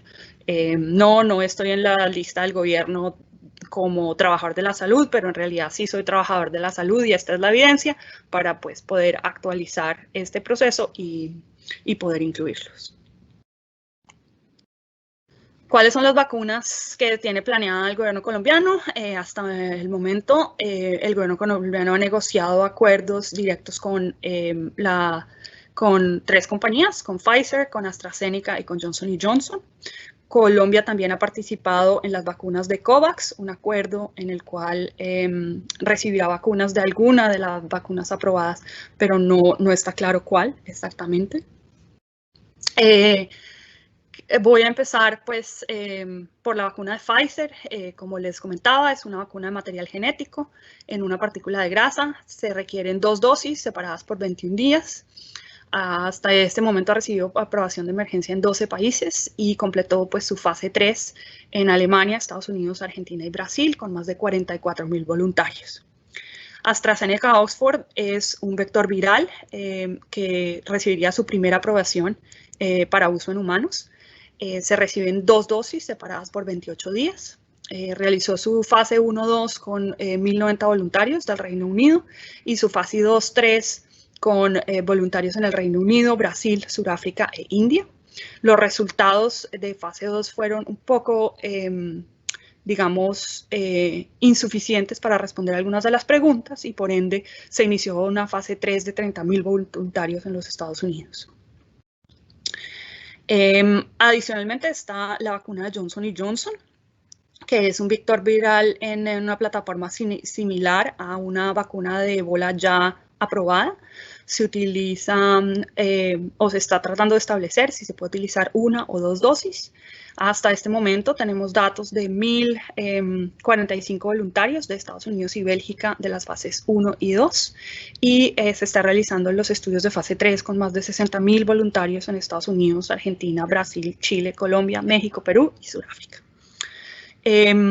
No se sabe actualmente cuáles vacunas recibirá Colombia por el programa COVAX, pero en general el programa COVAX ha sido diseñado con las guías de la Organización Mundial de la Salud y solo vacunas que hayan completado sus fases 1, 2 y 3 entrarán en el proceso. Hay que estar pendientes sobre cuáles serán esas.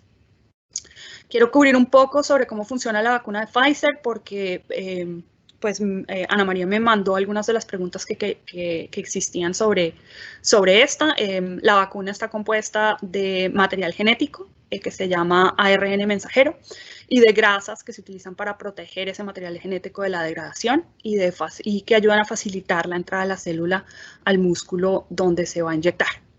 El material genético de ARN mensajero contiene las instrucciones para producir la proteína del coronavirus Spike, como les comentaba, no todas las instrucciones para todo el coronavirus.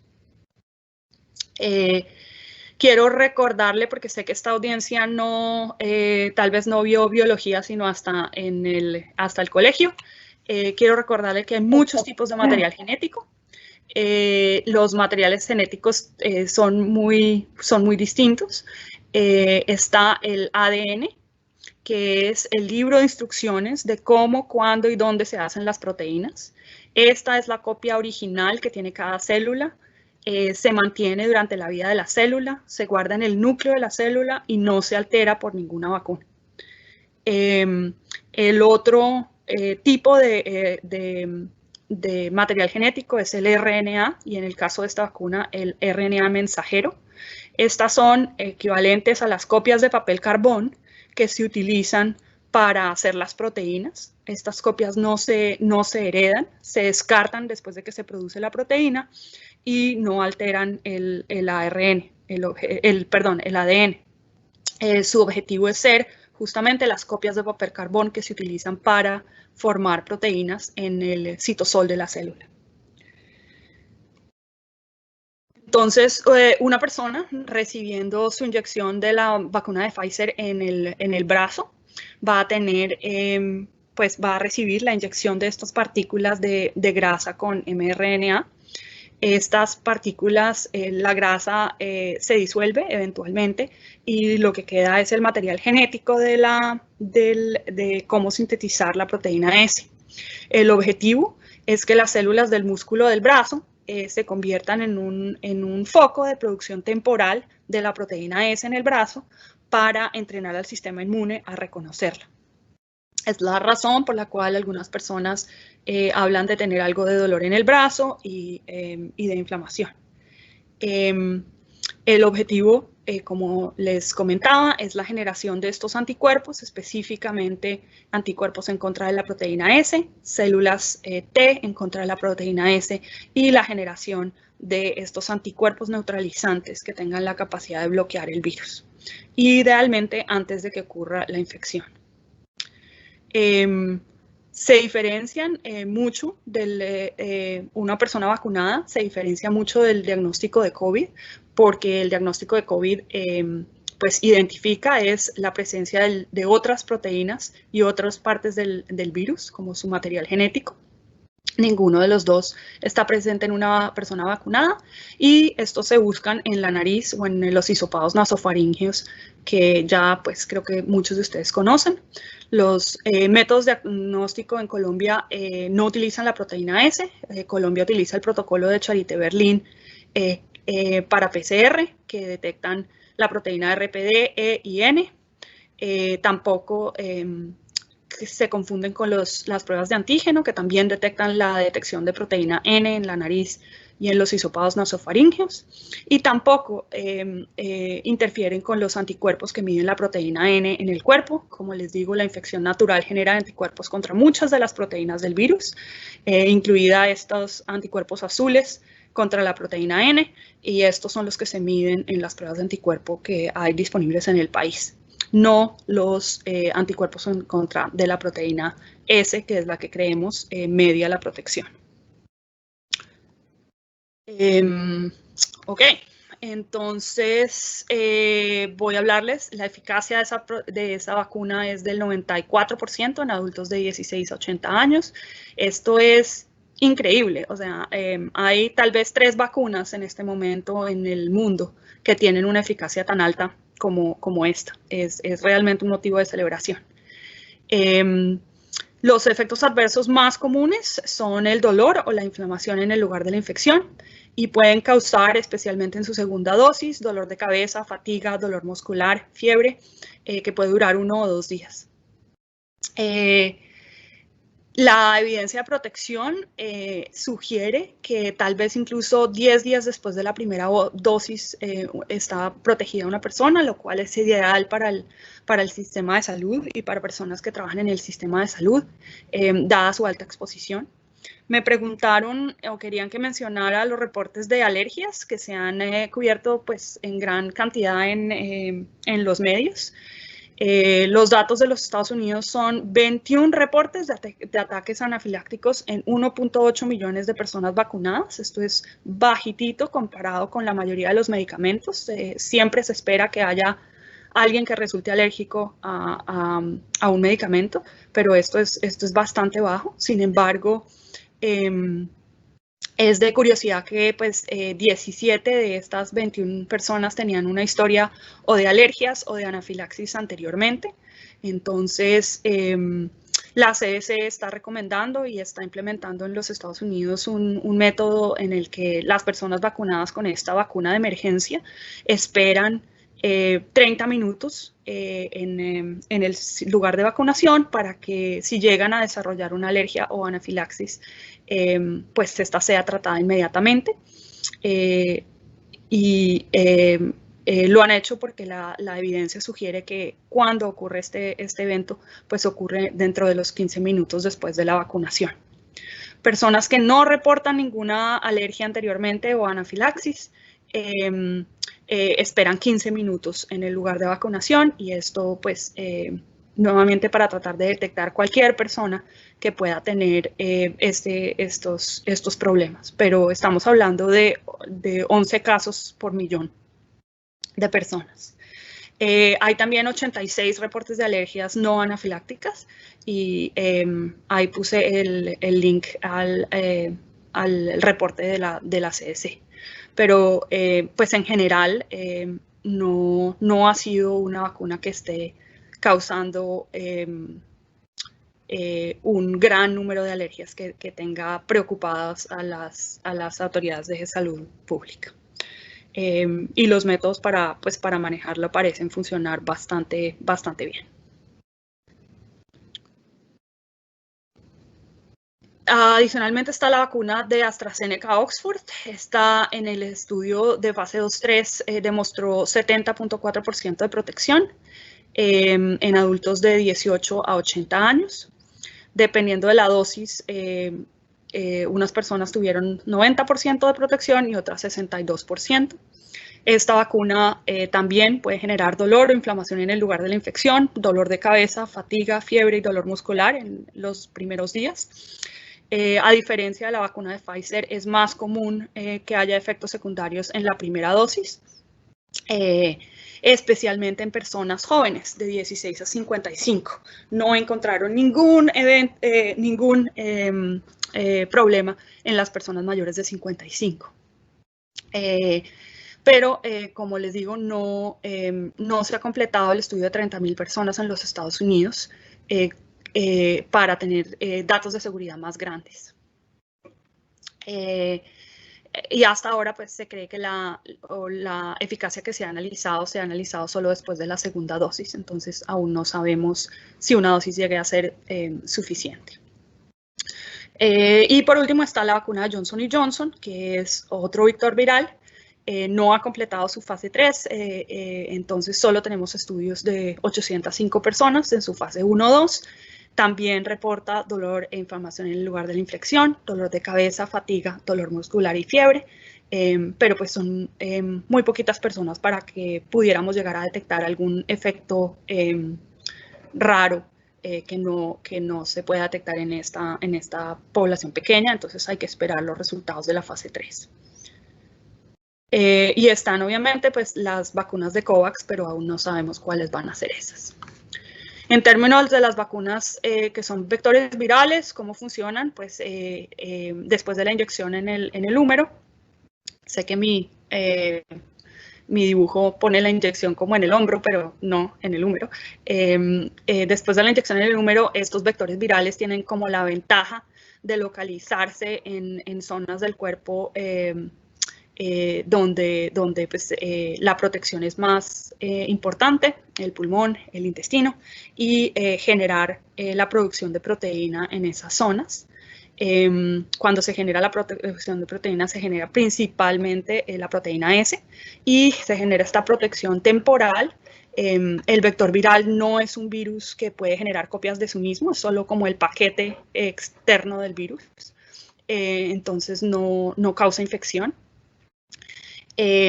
Pero pues a diferencia, digamos, de las proteínas o las vacunas de mRNA, sí puede generar pues algo de inmunidad a ese caparazón de virus que se está utilizando. Entonces, además de entrenar al virus para generar la proteína o respuestas en contra de la proteína S, también genera estos anticuerpos azules claritos que son en respuesta al resto del caparazón. Que no pertenece al coronavirus. Y también son muy buenas en generar estos anticuerpos neutralizantes y especialmente en la producción de estas células T que se localizan en las zonas, como les decía, de las mucosas. Los métodos de diagnóstico tampoco interfieren nuevamente con este tipo de vacuna.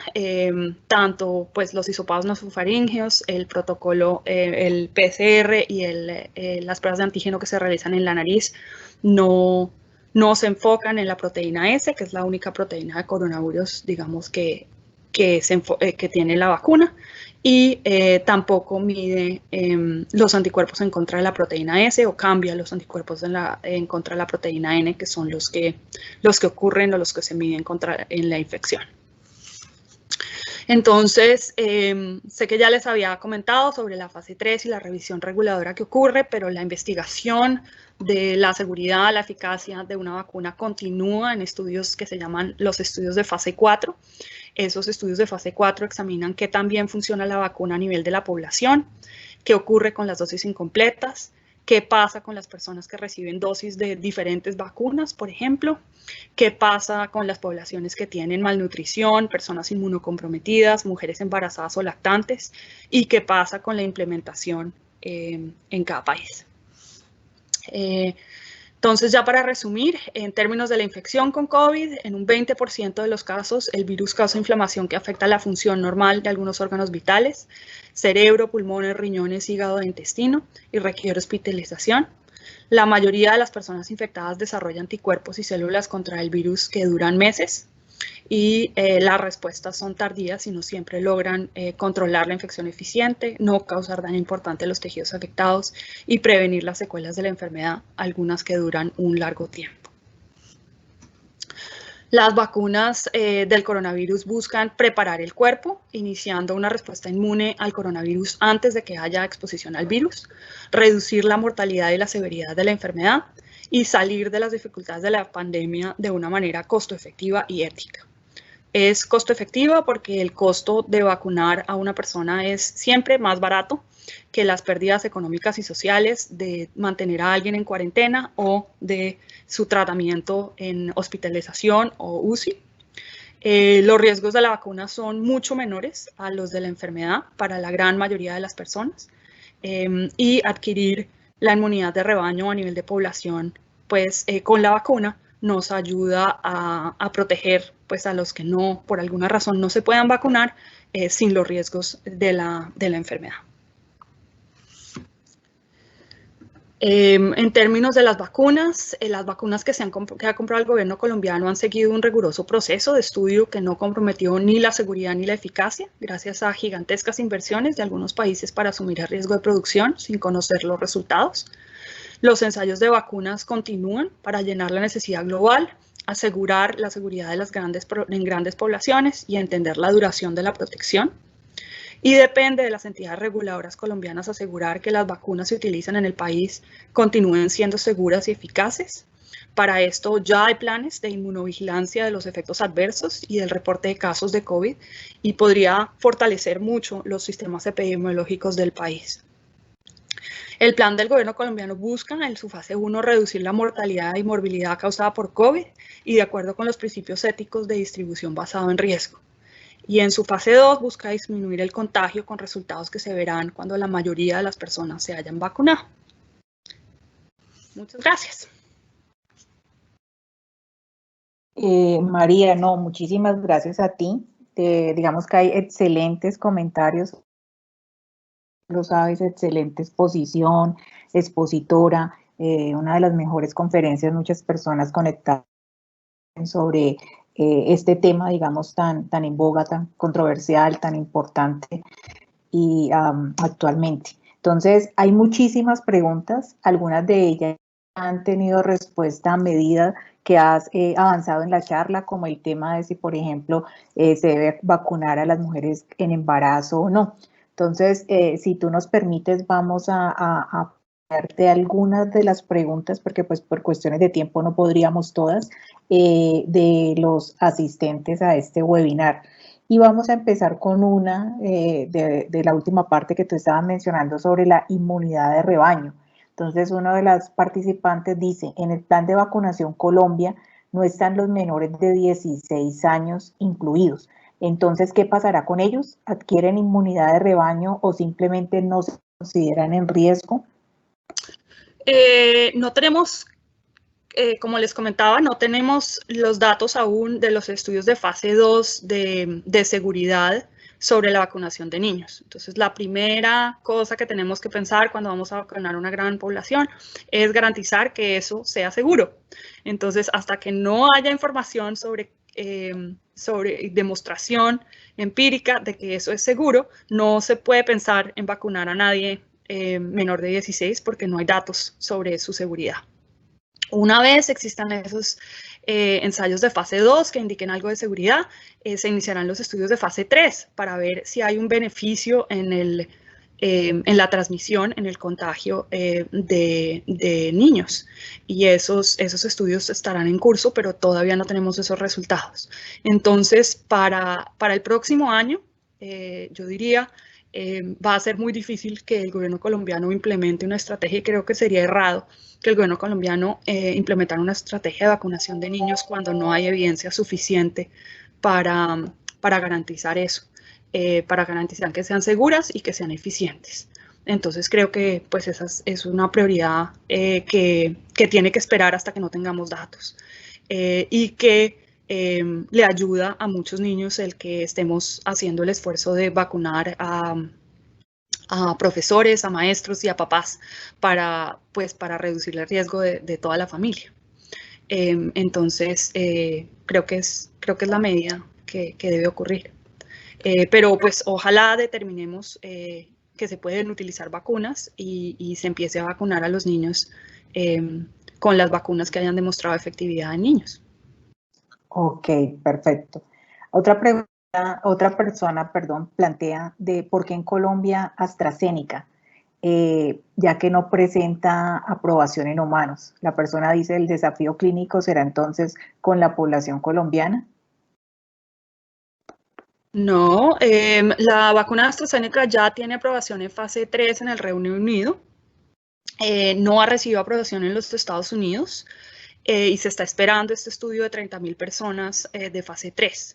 El gobierno compró 2 vacunas, la de AstraZeneca y la de Johnson & Johnson, sin saber los resultados de fase 3, porque para negociar las vacunas de este año era esencial comprarlas antes de saber ese dato, porque ese dato no se va a saber sino hasta marzo de este año, y había un deseo grande de tener alguna vacuna que ofrecerle al país tan pronto como fuera posible. Entonces, considero que fue una decisión correcta del gobierno colombiano de tratar de obtener algunas vacunas un poco anticipadamente, con el objetivo de que si estas vacunas resultan ser eficaces y seguras, entonces las utilizará. Pero esa respuesta pues, se dará en los próximos meses, pero ya tiene un contrato para recibirlas. Esa es la manera como la veo yo. Ok, perfecto. Digamos, haciendo énfasis en esto, varias personas plantearon de una u otra manera esta misma pregunta. Si hay tantas diferencias en el número de pacientes en los estudios realizados en estas 3 principales vacunas, ¿cómo se pueden comparar y saber cuál es la mejor en eficacia y seguridad? Esa es una pregunta interesantísima.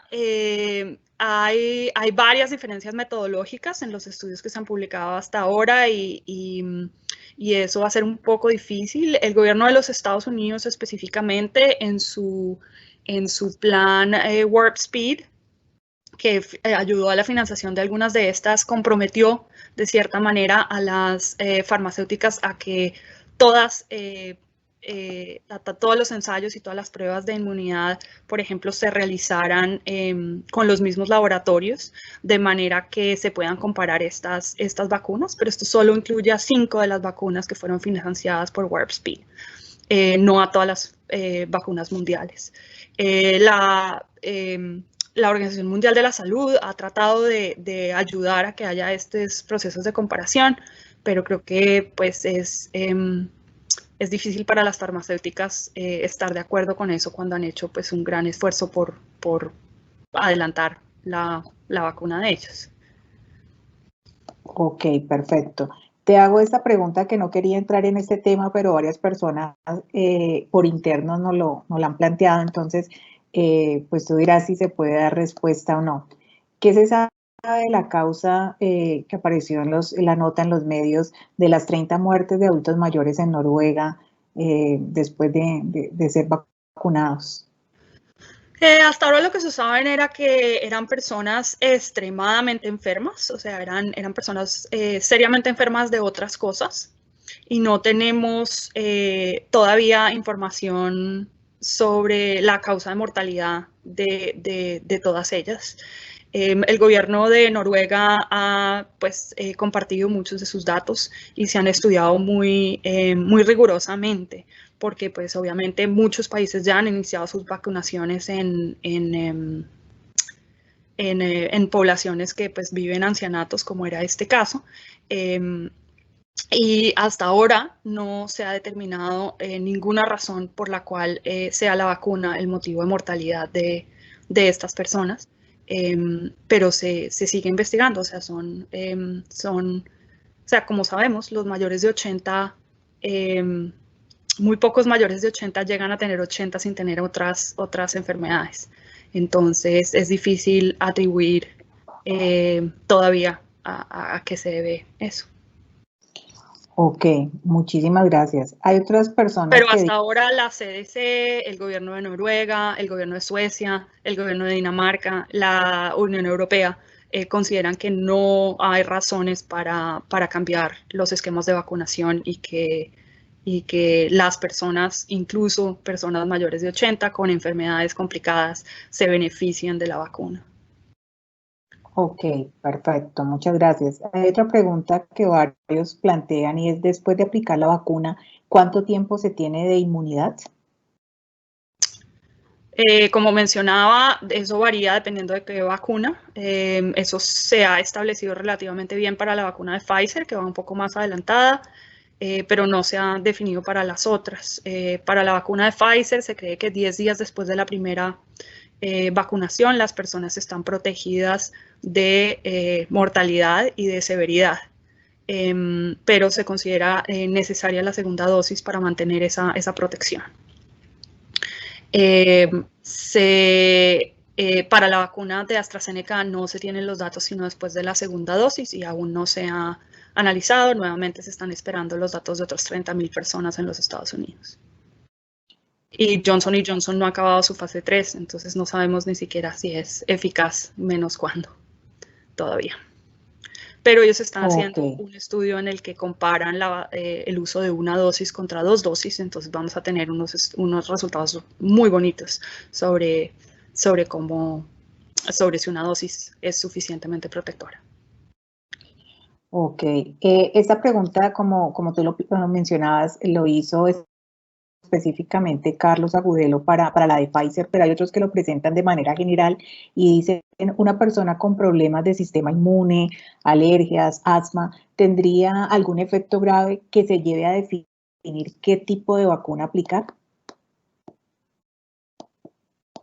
Es una pregunta excesivamente general como para ponerme a dar consejos. Yo creo que la mejor manera de responder esa pregunta es si alguien tiene una enfermedad complicada, una alergia complicada, una necesidad de tratamiento de asma complicada, considero que es esencial que discutan con su médico si deberían o no vacunarse. Porque pues depende de qué tratamientos están recibiendo, etcétera. En general, lo que se ha mostrado es que hay personas con asma que se vacunaron, hay personas con alergias que se vacunaron y no tuvieron ninguna reacción. Como les expliqué, las reacciones alérgicas que han ocurrido, al menos a la vacuna de Pfizer, que ya se ha utilizado en 2 millones de personas hasta ahora, han sido muy bajitas como para decirle a alguien que si tiene alergias no debe vacunarse. Lo que se está haciendo es vacunarlos y seguir a la persona por 30 minutos para garantizar que si llegan a tener una reacción alérgica, esta se detecte y se trate de manera rápida. Y la gran mayoría de estos ataques alérgicos, si ocurren, están ocurriendo en los primeros 15 minutos después de recibir la vacuna. Entonces, la implementación de ese nivel de seguridad es el que creemos puede ayudar. Y las ventajas de recibir la vacunación en esta época de pandemia pues son tan grandes que vale la pena, considero yo, el riesgo. Pero es algo que tiene que evaluar el médico tratante y depende de la alergia y depende de pues, la severidad del asma, etcétera, etcétera. Y qué tratamiento recibe. Ok, Hay una pregunta que la plantean varias personas aquí por el chat interno y es que dicen para la vacuna COVID, si María sabe, se requerirá revacunación anual, como en el caso, por ejemplo, de influenza. Como les dije anteriormente, lo que no sabemos sobre estas vacunas es cuánto duran, porque no ha pasado ni 8 meses de que la primera persona que se vacunó ha recibido su vacuna. Entonces no les puedo decir esta pregunta porque no ha pasado suficiente tiempo para saber si esas personas siguen protegidas. Pero seguimos trabajando en eso. Ok, una persona conectada al Ministerio de Salud me pide que te pregunte ¿por qué no se desarrolló una vacuna con virus inactivo para el COVID-19? Sí, sí se desarrollaron vacunas contra el Picovac, que es una vacuna de virus inactivado. La China desarrolló una vacuna así. Ok, entonces ya tiene la respuesta la persona. Hay otra pregunta que tiene que ver más con las, digamos, efectos del COVID en el organismo. Dice que la infección por COVID-19 puede afectar el sistema reproductor o causar esterilidad, como se ha informado en muchos medios. No conozco ningún reporte de eso y yo trabajo en VIH. Mi otro trabajo es en VIH y no hemos encontrado ningún reporte de ese caso, pero sí, digamos que to be determined. Vamos a ver si eso ocurre. Es difícil tener ese tipo de resultados de efectos en el sistema reproductivo porque tiene que haber embarazos para medirlos y tiene que haber, sí, esos son estudios a largo plazo, no vamos a saber ese resultado todavía. Ok, otra persona también que trabaja con el gobierno, en este caso con el sector salud, plantea lo siguiente: la ética juega un rol muy importante, la ética juega un papel muy importante. También, eso también lo tenía otras personas, entonces hay varias preguntas asociadas a esto, pero ¿qué garantías se tienen de que haya una completa transparencia en la entrega de las conclusiones de estos estudios relacionados con la vacuna? Y aquí, ¿qué roles juegan, por ejemplo, las organizaciones de salud, gobiernos y demás para asegurar esa transparencia en las conclusiones relacionadas con estos estudios para poder optar por la mejor solución en el tema de vacunación? Bueno, es imposible para mí generalizar sobre todos los estudios porque, como saben, pues hay estudios que se han realizado en diferentes países con diferentes comités de ética y diferentes restricciones de ética.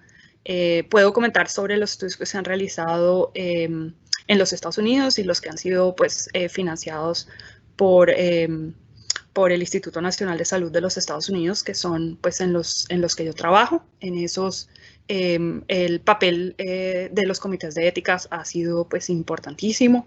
Nosotros trabajamos con un comité de la comunidad que nos ayuda no solo a analizar el estudio, sino a diseñarlo, y esto se diseñó con papel y participación de la comunidad en términos de cómo se montaban los estudios, cómo se analizaban, qué tipo de participantes debían tener, etcétera, etcétera. Y esto fue en consulta y consultoría con la comunidad. Han seguido todos los patrones éticos de conducción de estudios clínicos. Todo participante firma un consentimiento informado en el cual se le explica cómo funciona o cómo se cree que funciona la vacuna, en cuántas personas se ha ensayado anteriormente, qué efectos secundarios han tenido esas personas hasta el momento, qué no se sabe de la vacuna, qué riesgos tiene al participar, qué riesgos que ocurran pues los va a cubrir el estudio, qué riesgos no puede cubrir el estudio, etcétera, etcétera, para que haya plena información sobre cómo cómo ocurre la participación. En general, se busca hacer asequible esta información a las personas que tienen mayor riesgo y se ha hecho un esfuerzo muy grande para trabajar con comunidades explicándole la importancia de participar en estos estudios. Hay un trabajo pues, de muchas entidades clínicas La mayoría de estos estudios son 150 diferentes clínicas en diferentes partes del mundo que han trabajado pues arduamente en tener protocolos estándares que estén de acuerdo con los países en los que se están probando. Ha habido revisión reguladora de cada uno de los países donde se están ensayando las vacunas. No sé si hay una pregunta, o sea, la pregunta sobre la ética es una pregunta muy grande. Sí, Les claro. voy a contar de algunas de las cosas que se han hecho. Yo sí creo que han sido pues bastante bien revisadas y pues sigue después de eso, una vez se consideran los resultados de los estudios, siempre se los vuelve a revisar el Instituto Nacional de Salud, los vuelve a revisar el FDA en los Estados Unidos, los analiza un estadístico independiente del estudio nuevamente, revisan cada caso y la historia clínica de cada uno de las personas que han participado. Creo que se ha aplicado un nivel altísimo de rigurosidad porque eso se requiere, o sea, se van a vacunar a millones y millones de personas, hay que garantizar que esta vacuna es segura. En términos, esto no ha ocurrido en algunas otras vacunas, o sea, no puedo decir que todas han sido sometidas a este nivel de escrúpulo, pero al menos a nivel de la comunidad científica internacional ha habido una crítica importantísima y muy grande a aquellas vacunas que han decidido, por ejemplo, implementar su vacunación o iniciar su vacunación antes de llenar estas 3 fases y ojalá tanto la Organización Mundial de la Salud como los grupos de científicos pues logren presionar para que estas fases se realicen. De hecho, algunas de las vacunas que iniciaron su vacunación, digamos, de personal del ejército antes de tener resultados de fase 3, tuvieron que parar ese proceso por presión internacional para que realizaran un estudio de fase 3 antes de vacunar. Entonces creo que ha habido como algunos méritos en el proceso para tratar de hacerlo lo mejor posible. No, María, pues muchísimas gracias. O sea, sabemos que ya son las 6 de la tarde, digamos, hemos robado muy placenteramente para nosotros 2 horas de tu tiempo. Sabemos de todo el tema de la ocupación, cansancio. Pues te agradecemos la claridad, porque yo creo que hemos recibido muchos mensajes internos y que han colocado también en el chat, que muchísimas gracias, que ha sido una presentación muy clara, nos ha perdón la redundancia, aclarado muchas de las dudas que todos como individuos tenemos en este proceso, pues al que vamos a estar expuestos todos, que es finalmente la vacunación. Y como lo mencionábamos antes de iniciar el webinar, pues tú ya iniciaste ese proceso de vacunación con una primera dosis ya.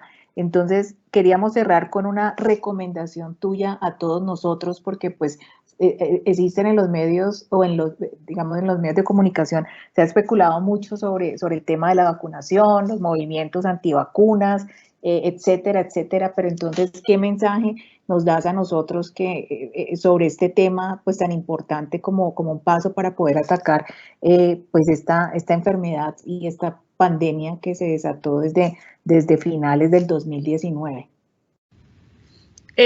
Pues, ¿qué les diría yo? Yo sí creo que hemos tratado de hacer un proceso muy riguroso para garantizar que la vacuna se puede utilizar en diferentes poblaciones.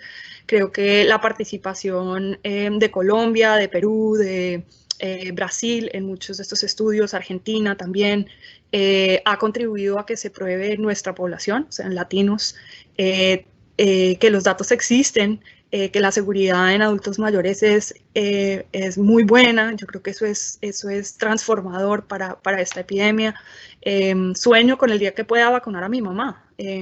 Es literalmente, o sea, me acuesto todos los días viendo a ver cómo puedo ayudar para que eso pase antes. Yo recibí la vacuna, la primera dosis, espero con ansias recibir la segunda. Para mí es un momento muy, muy emocionante porque es una oportunidad de contribuir al mundo que pocos científicos tenemos oportunidad de hacer. No, yo creo que es realmente muy emocionante. Creo que te comentaba un poco anteriormente, una de las personas que estaba esperando, estábamos todos esperando nuestros 15 o 30 minutos de rigor para pues, evitar un problema alérgico. Y una de las personas se paró y dijo, hoy es un momento súper feliz para mí, soy pues trabajador de salud en